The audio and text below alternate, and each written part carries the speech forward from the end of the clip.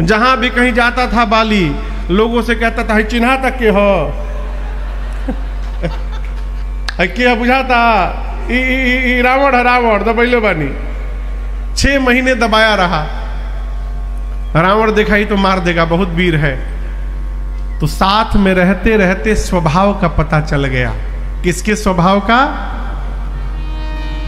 बाली के स्वभाव का। और लालच देकर रावण ने बाली को अपना मित्र बना लिया। अब रावण सोचा कि बानरों का राजा ही यदि मेरा मित्र है तो बानर कैसे मारेगा? अब बानर नहीं मार सकता, अब मनुष्य मार सकता है। तो रावण ने पता लगाया कि पता करो धरती पर मेरे जैसा कोई दूसरा मानव है क्या? तो पता करते करते विश्वामित्र जी का नाम सामने आया। क्या समानता है? रावण शास्त्र जानता है, विद्वान है। रावण शस्त्र भी जानता है।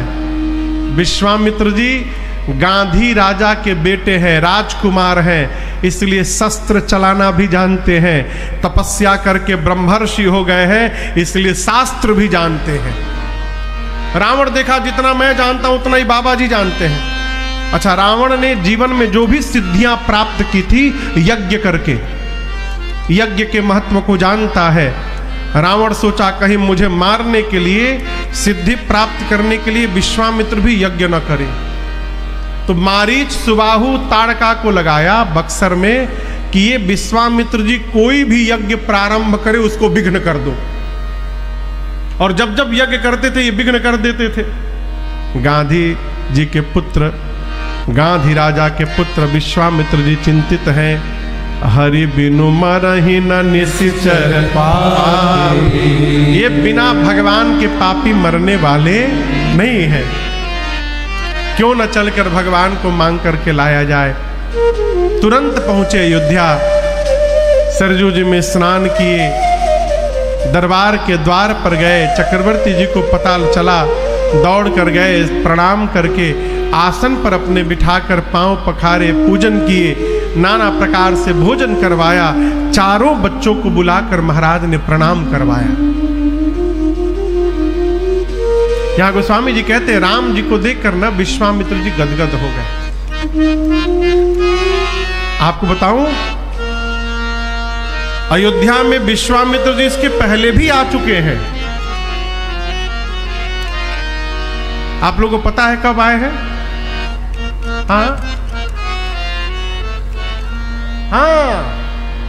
जब राम जी के पूर्वज राजा हरिश्चंद्र जी थे तब विश्वामित्र जी आकर कहे कि सपने में मैंने देखा है।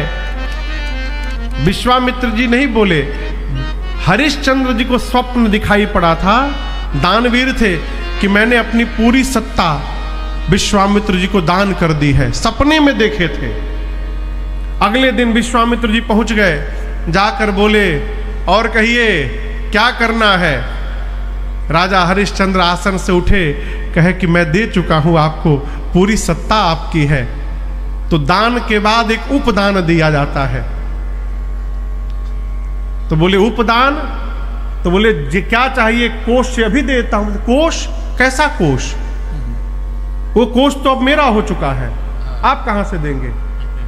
तो उस उपदान को देने के लिए अपने को बेचना पड़ा राजा हरिश्चंद्र को। कथा आप लोग जानते हैं। उसके बाद आज दूसरी बार गए हैं। विश्वामित्र जी को देखकर तो मने मन दशरथ जी घबरा गए थे। बाबा जी फिर आ गए यहाँ पर।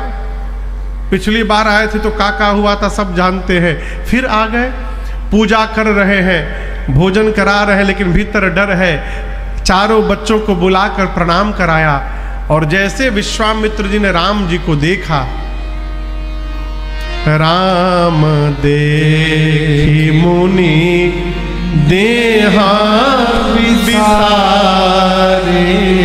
रघुनाथ जी को देखते श्री विश्वामित्र जी भगवान के सौंदर्य पर खो गए, लुभा गए, भूल गए कि मैं कौन हूं, कहां से आया हूं, कब आया हूं, कैसे आया हूं, क्यों आया हूं। राम जी को ही देखते रह गए।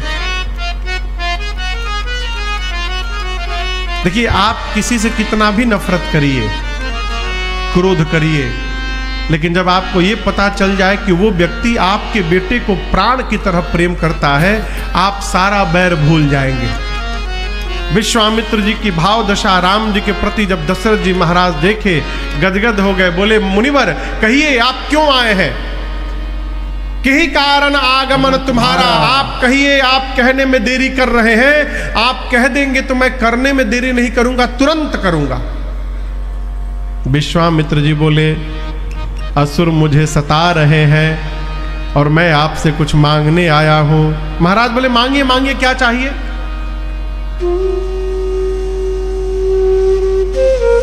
ये बड़ा अद्भुत विषय है। प्रायः मनुष्य इसी क्षण में भूल कर जाता है। किसी को भी वचन न दे दिया करिए। आदमी जब खुश होता है ना तो कहता है हम आपके लिए प्राण दे देंगे। यदि सामने वाला चूहा मारने की दवाई लाकर कहे, एक ढक्कन पी के थोड़ा दिखा दीजिए हमको, पीजिएगा? भाई आप तो कह रहे थे प्राण दे देंगे, दे दीजिए, दीजिएगा? नहीं। हमारे महाराज जी कहते, बाबू हमेशा सावधान रहना। प्रेम में वचन न दिया जाए और बहुत क्रोध में निर्णय न लिया जाए। इन दोनों में नुकसान केवल अपना ही अपना होता है। लेकिन आज दशरथ जी महाराज बोल बैठे, आप जो मांगिएगा दूंगा। और विश्वामित्र जी ने मांग लिया, महाराज अनुज समेत देहु रघुनाथ निश्चर बध मैं हो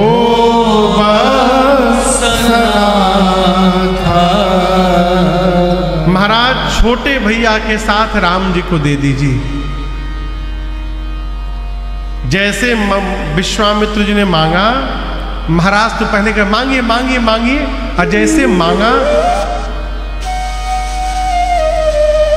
चेहरा उतर गया हो। विश्वामित्र जी बोले, ये क्या कर रहे हैं?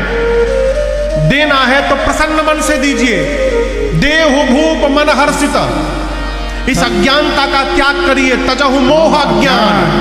आप देंगे तो आपकी कीर्ति बढ़ेगी और आपके बच्चों का कल्याण हो जाएगा। विश्वामित्र जी ने दशरथ जी को क्या कहा? अज्ञान का त्याग करिए। तो क्या दशरथ जी अज्ञानी हैं?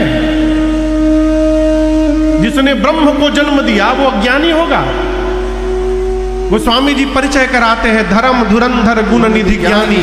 महाराज दशरथ ज्ञानी है और उन ज्ञानी दशरथ जी को आज विश्वामित्र जी अज्ञानी बोल रहे हैं, अकारण नहीं बोल रहे हैं। दशरथ जी महाराज सोचे कि दशरथ, आज यदि तुम ज्ञानी बनोगे तो राम को देना पड़ेगा। है? वो ज्ञान ही किस काम का जिसके कारण राम ही जीवन से दूर चले जाए हो। यदि ज्ञानी बनने से राम को देना पड़ेगा तो मुझे ज्ञानी नहीं बनना, मैं अज्ञानी बन जाता हूं, लेकिन राम को नहीं दूंगा। जानबूझकर अज्ञानी की तरह व्यवहार करने लगे महाराज। इसलिए विश्वामित्र जी कहते हैं, तजहु मोह अज्ञान। दशरथ जी बोले, आप बोल लिए? मैंने कहा कि मांगिए तुरंत दूंगा। इसका ये अर्थ नहीं होता है कि कुछ भी मांग लिया जाए। आपको मांगने का ढंग नहीं आता। कैसे कैसे चौथेपन में 4 पुत्र मुझे प्राप्त हुए हैं, ये मैं जानता हूं कि मेरे गुरुजी जानते हैं। आप मांग कैसे लिए राम को? हम आपको एक उपाय बताएं। धन में भी 2 ही अक्षर है। जैसे राम में 2 अक्षर है ना, धन में भी 2 अक्षर है। धन मांग लीजिए। कोश में भी 2 अक्षर है। कोश कहिएगा, अवध का सारा कोश दे दूंगा आपको, कोश मांग लीजिए ना। भूमि में भी तो 2 ही अक्षर है। आप जितना कहिएगा उतनी भूमि दे दूंगा आपको। और एक बात कहूं, गौ में भी 2 अक्षर है। जितना कहिएगा उतनी गौ माताएं दे दूंगा। गौ दो दूंगा, भूमि दूंगा, धन दूंगा, कोश दूंगा। विश्वामित्र जी बोले, ये कुछ नहीं चाहिए। ये नहीं चाहिए? प्राण में भी तो 2 ही अक्षर होते हैं ना। आप प्राण मांग के देखिए, मैं अपना प्राण निकाल करके दे दूंगा आपको, परंतु राम को नहीं दूंगा। जैसे महाराज ने कहा कि मैं राम को नहीं दूंगा, राम देत नहीं बनई गोसाई।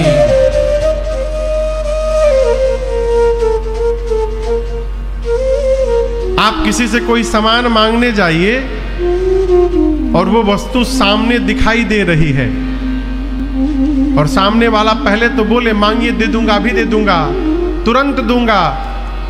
अब मांगने पर कह दे कि नहीं दूंगा, कैसा लगेगा? आनंद होगा ना? कहिए, पूछ रहा हूं, सामने वाला मना करेगा तो क्रोध आएगा कि आनंद आएगा? क्रोध आएगा। लेकिन यहां विश्वामित्र जी को क्रोध नहीं आया, आनंद आया।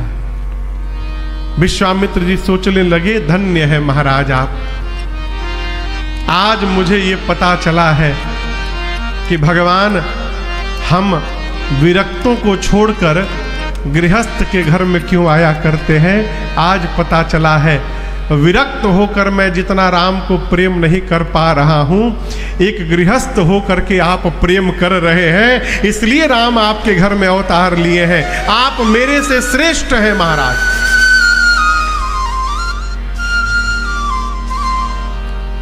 हृदय हरस माना मुनि ज्ञानी। विश्वामित्र जी ने गुरुदेव भगवान वशिष्ठ जी से कहा, गुरु जी आप शिष्य को समझाइए। तब वशिष्ठ बहुविधि समझावा। गुरुदेव ने कहा, राजन मैंने राम को शिक्षा दे दी, अब आयुध की शिक्षा विश्वामित्र जी देंगे, विदा करिए। यदि आप चाहते हैं घर में बहू आवे तो विदा करिए, क्योंकि राम जी जब तक किसी बाबा जी के साथ जाएंगे नहीं, घर में पतोहू आने वाली नहीं है। महाराज सुने कि जाएंगे तो बहू लेकर आएंगे, गदगद हो गए, बोले है न आवो। अति आदर दो तनय बुलाए, हृदय लाए बहु